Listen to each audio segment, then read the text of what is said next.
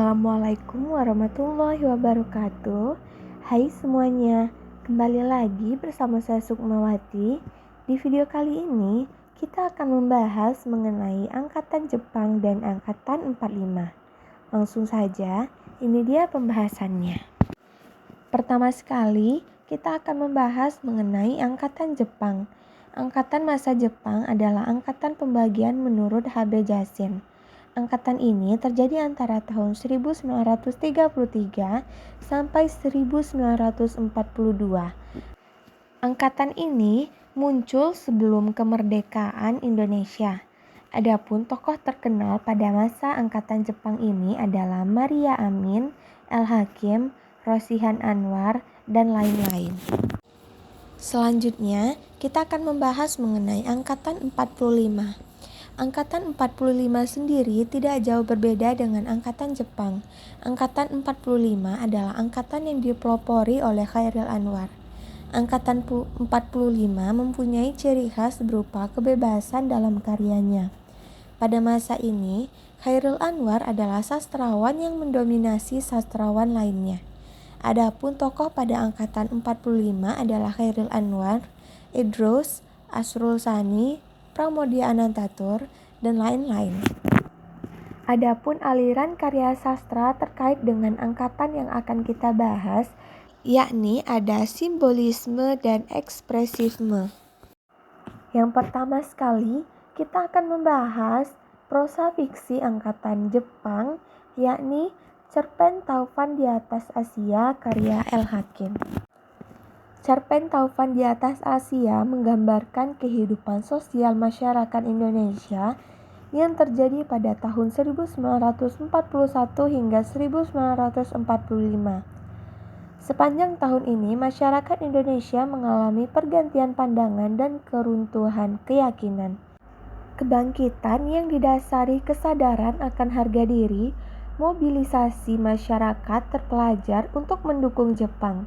Efek dari Jepang membuat langkah-langkah mandiri masyarakat Indonesia untuk menciptakan kemerdekaan. Adapun aliran yang cocok dengan cerpen Taufan di Atas Asia adalah aliran simbolisme atau simbolik. Yang pertama, Taufan di Atas Asia. Makna simbolik dari Taufan di Atas Asia yaitu menggambarkan perasaan bahagia masyarakat Indonesia atas kedatangan Jepang ke Indonesia untuk menghancurkan Belanda.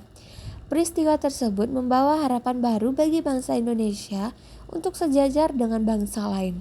Dalam perjalanannya, harapan tersebut harus tertunda karena Jepang ternyata memiliki maksud mengeksploitasi bangsa Indonesia setelah mengalahkan Belanda. Jadi, Jepang diibaratkan seperti angin taufan yang memporak-porandakan bangsa Indonesia. Yang kedua, Ukar Sumardikromo. Ukar Sumardikromo merupakan simbol pedagang Indonesia. Karakter Ukar berupa pedagang yang ada pada masa Jepang. Yang ketiga, Harlono. Harlono merupakan simbol seniman Indonesia. Karakter Harlono berupa seniman pada masa Jepang. Selanjutnya, kita akan membahas prosa fiksi angkatan 45, yaitu novel Aki karya Idrus. Novel Aki menceritakan tentang sosok Aki yang sedang sakit parah.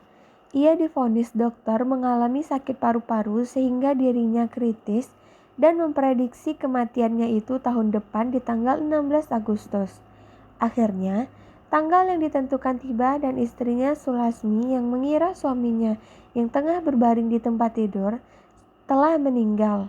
Segera memanggil orang yang berada di sekitar rumahnya. Namun, ternyata setelah sampai di rumah, betapa terkejutnya orang-orang melihat Aki sedang duduk di atas teras rumah sambil menyulut sebatang rokok. Adapun perbedaan prosa fiksi angkatan Jepang dan angkatan 45 yaitu angkatan Jepang lebih menekankan karya dengan penceritaannya yang menggunakan aliran-aliran simbolik. Hal ini dapat dilihat pada cerpen Taufan di Atas Asia. Selanjutnya, pada angkatan 45 lebih menekankan penceritaan dengan menggunakan aliran ekspresif. Contohnya seperti novel Aki yang berguna bagi pembacanya bahwa umur manusia hanya Tuhan yang tahu dan manusia tidak bisa memprediksinya sama sekali.